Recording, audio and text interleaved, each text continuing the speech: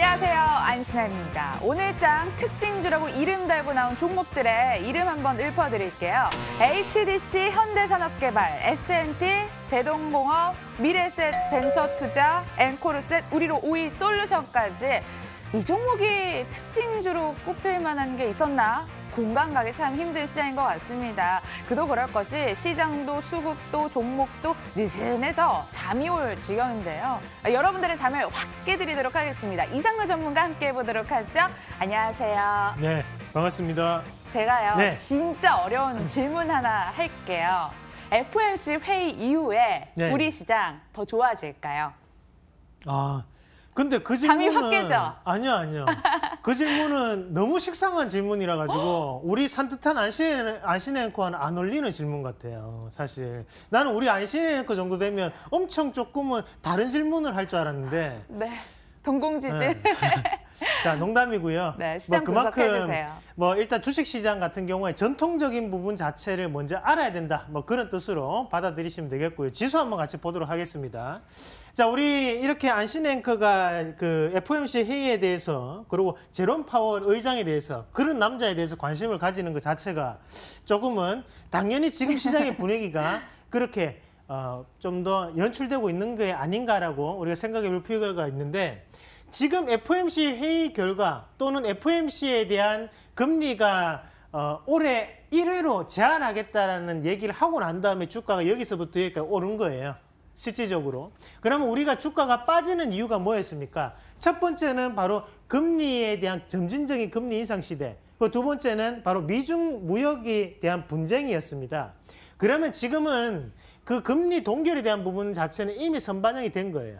그러면 지금부터 올라야 되는 것은 뭐냐 하면 결국 미중 무역 협상이 과연 협상이 될 것인가 아니면 6월 달로 연기될 것인가에 대한 포커스를 맞춰야 되거든요. 지금 제롬 파월 의장이 함부로 금리에 대한 부분 자체를 발언하기가 상당히 힘들 겁니다. 왜냐하면 점진적인 금리 인상을 작년에 해서 미국 경제가 어떻게 됐습니까? 주가가 상당 부분 빠졌죠. 그런 결과를 봤었기 때문에 금리에 대해서는 쉽게 조절하기는 힘들 것이다. 그래서 저는 여전히 초저금리 시대가 유지될 것으로 그렇게 말씀을 드리겠고, 유럽에 대한 위기는 일시적인 부분에서 건전한 조정이 나타날 수는 있다라는 부분까지. 그러면 코스피는 결국 큰 변화가 없잖아요. 그죠? 네. 그러면 지금 시장에서는 결국 코스닥에서 승부를 본다는 얘기인데, 지금 코스닥이 750포인트를 기점으로 해서 계속적으로 그래 조금씩 올리고 있거든요. 그리고 나스닥에 대한 기술주들이 올라왔던 것을 본다면 우리나라 기업들의 IT 종목군들, 특히 OLED라든지 아니면 반도체 장비주들에 대한 재평가가 이루어지는 시점이 될 확률이 대단히 높다라는 말씀까지 함께 드리도록 하겠습니다. 코스피보다 코스닥에 한번 승부수 띄워보는 게 어떨까라고 해주셨고요. 굳이 더 집중해서 들어가자면 OLED 반도체 장비주까지 얘기를 해주셨으니까 관심 권역에 넣어보시길 바라겠습니다. 그럼 저희는 더블 체크로 지금 바로 출발할게요.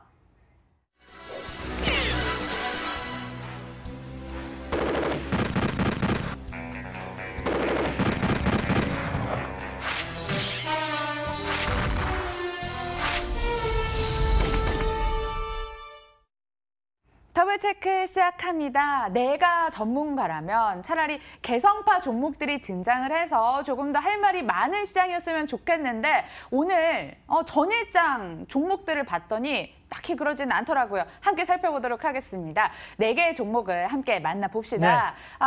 어떤 종목들이었을까요? 테스, 레이온스, 에이블CNC, 애경산업. 시장이 조금 숨을 고르면서 애경산업, 에이블CNC 이런 종목들은 내성적이에요. 힘이 좀 빠지더라고요. 네, 이게 우리가 보면 원래는 지금쯤 시장 되면 대형주도 몇 개 좀 끼어있고 이래야 되는데, 네. 다 우리가 보면 조금은 개인들이 좀 선호할 만한 종목들? 그런 종목군들 위주로 이제 시장이 좀 나오고 있고 전문가분들 추천이 좀 나오고 있는 것 같습니다. 그런 시장 분위기 조금 읽으셔야 돼요. 자, 그러면 오늘은 에이블CNC 보고 하는 거 아니에요. 에이블CNC를 보고 하는 겁니다. 이 기업 한번 같이 보도록 하겠습니다. 예, 에이블CNC 선택 당했는데요.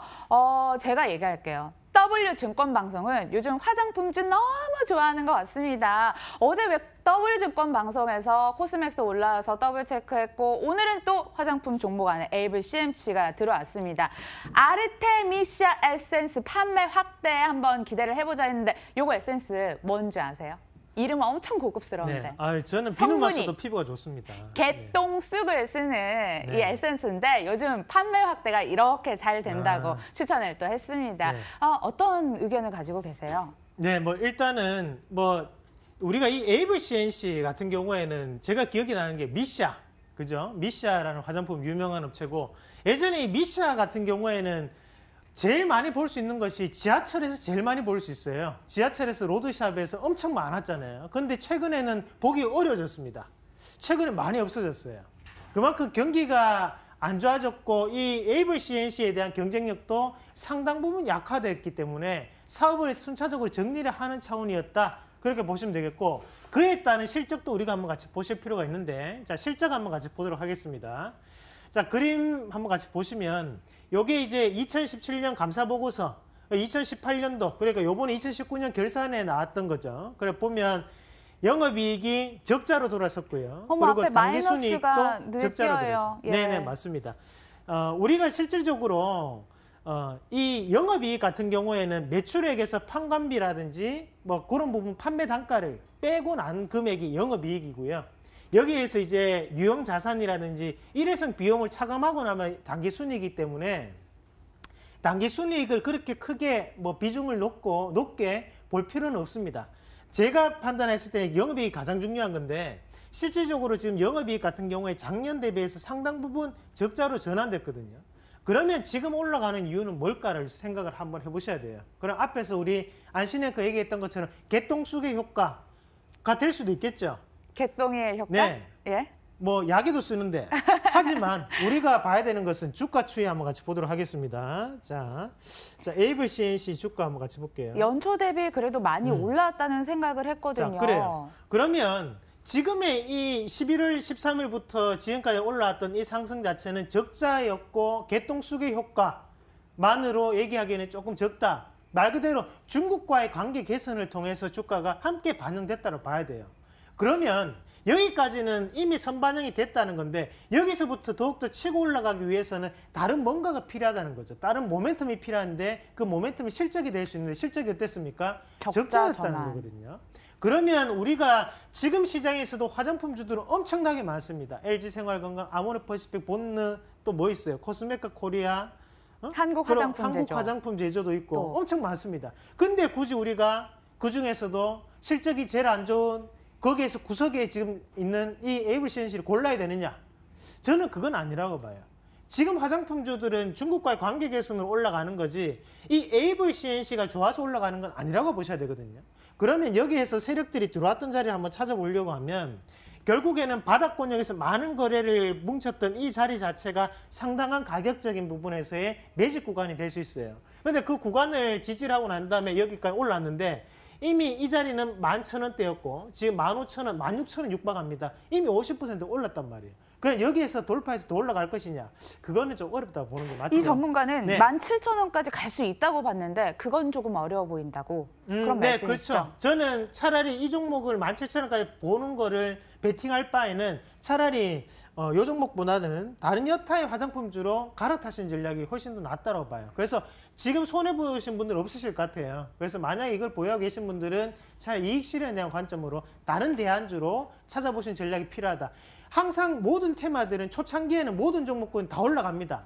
하지만 마지막에 대장주가 되는 것은 실적이 좋은 것들이 대장주가 되거든요. 그래서 이 종목은 대장주에서 일단 조기 탈락할 수 있는 종목이에요. 그 부분을 명심하시길 바라겠습니다. 예, 어제 W방송에서 추천 나왔던 코스맥스는 의견 일치 나왔는데 에이블 CNC는 의견을 빼주셨고요. 개인적으로 이상로 전문가의 탑픽은 한국 콜마라는 점까지 알려드리도록 하겠습니다.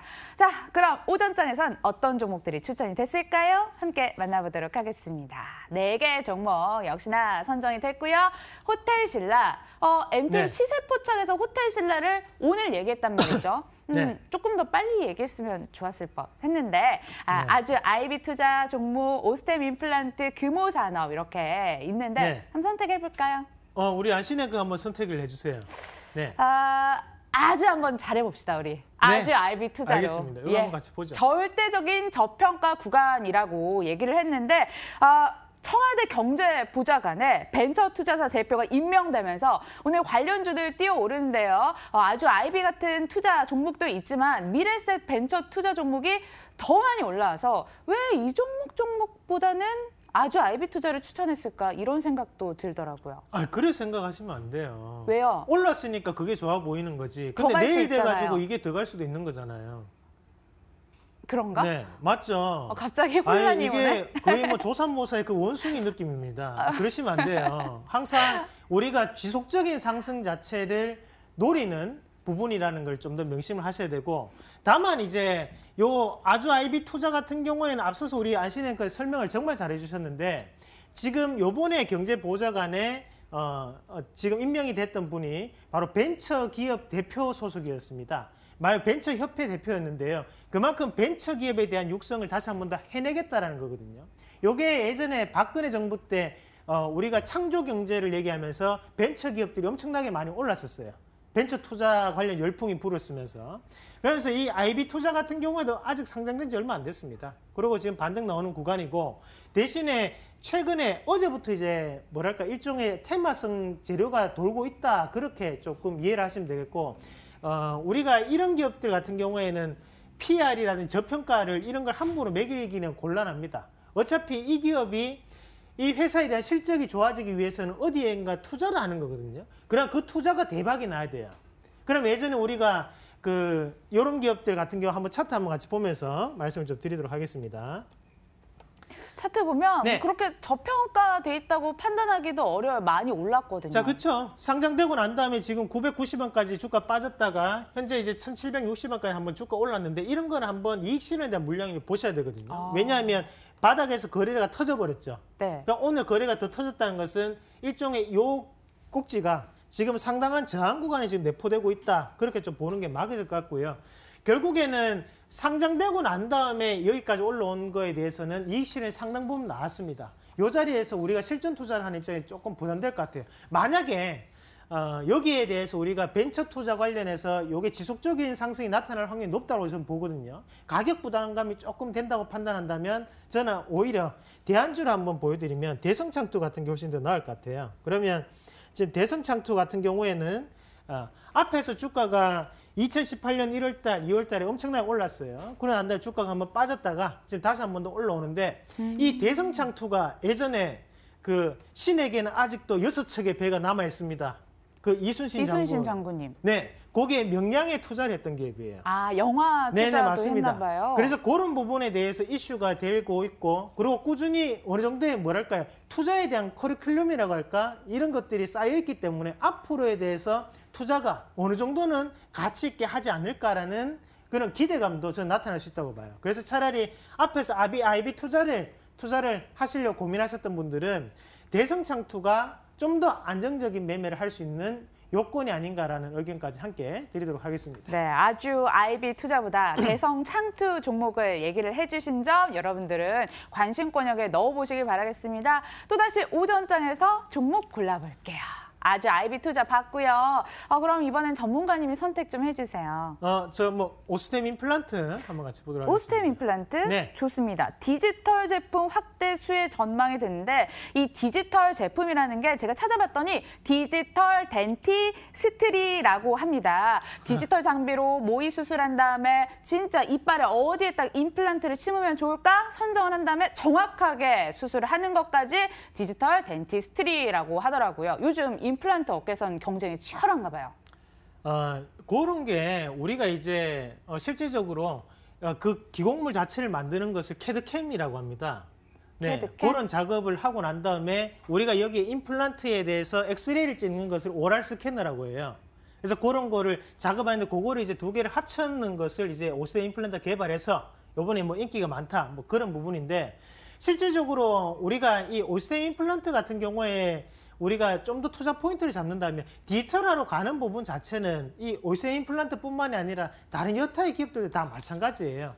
그런 부분보다는 우리가 좀 더 주목을 하셔야 되는 부분은 바로 건강보험이 되는 부분이거든요. 그러나 임플란트 보험 자체가 확대가 되었기 때문에 지금 임플란트 시장이 상당히 커졌다는 거죠. 그 부분 자체에서 오스템 임플란트뿐만이 아니라 뭐 디오라든지 덴티움이라든지 이런 기업들이 상당 부분 올라왔고, 근데 이 오스템 임플란트의 차트를 한번 같이 보시면 차트 보면서 말씀을 좀 드릴게요. 네, 업계 1, 2 오스템 네네, 임플란트라든지 맞습니다. 데티움 주가보다 오히려 디오가 탄력적이더라고요. 네, 전문가님 맞습니다. 말씀처럼. 결국에는 2016년 1월 달에 주가가 상당 부분 고가 권역을 찍고 났는데 주가 한번 빠졌습니다. 빠졌을 때 가장 큰 이유가 여기에 대표이사가 원래는 대표 원장입니다. 예. 근데 그 원장님이 그만두셨어요. 그러면서 전문 경영인으로 바뀌고 난 다음에 주가가 한번 조정을 보이는 거거든요. 왜냐하면 이 임플란트 업계 자체가 라인들이 상당히 많아요. 뭐랄까요, 우리가 그런 게 있죠. 영업이다 보니까 그런 라인들 자체가 좀 존재를 한다는 그 거죠. 원장님 믿고 납품하겠습니다. 네네, 뭐 맞습니다. 이런 라인인 거죠. 그런 것들이 있죠. 하지만 지금 최근에 주가 빠지고 난 다음에 이때 같이 했던 것이 바로 또 중국에 대한 진출이었습니다. 그런 지금은 바닥을 찍고 난 다음에 돌아서 올라오고 있다는 것은 중국 시장에서에 대한 과시화가 좀 더 드러나고 있다고 보는 게 맞고요. 자, 차트 한번 같이 보시면 앞에서 물량 떨어진 것을 한번 찾아보셔야 돼요. 그러면 음봉을 한번 같이 보시면요. 뭐 요런 자리가 지금 잡히는 게 보이시죠? 자, 요런 자리 보이시죠? 지금 거리랑 터지고 여기 위에는 저항이고요. 그러니까 지금 이 자리 자체를 강하게 돌파를 하고 올라오는 시점이었기 때문에 오히려 저는 이 53,000원, 52,000원이 지지가 될 확률이 높다고 봐요. 지금은 요 기업에 대해서 앞으로 임플란트 시장 자체가 좀 더 커질 수 있는 여건이 아직도 남아있다라고 보고 저는 긍정적인, 그래서 의견 일치에 대한 말씀까지 함께 드리도록 하겠습니다. 더블 OK 나왔습니다. 여러분들 오스템 임플란트 관심 가져보시고요. 네 밤만 지나면 우리 이상로 전문가 직접 만날 수 있습니다. 세미나 안내 도와드리죠. 꾸준한 수익의 핵심 조건에 대해 알려드립니다. 조건 궁금하시다면, 유망주도 궁금하시다면 3월 23일 토요일 오후 1시 한국금융투자협회로 가시길 바라겠습니다. 전화는 02077-6234번으로 문의 주세요. 네, 세미나 많은 참여 바라고요. 저희는 여기서 인사드리도록 하겠습니다. 내일 또 만나요. 고맙습니다.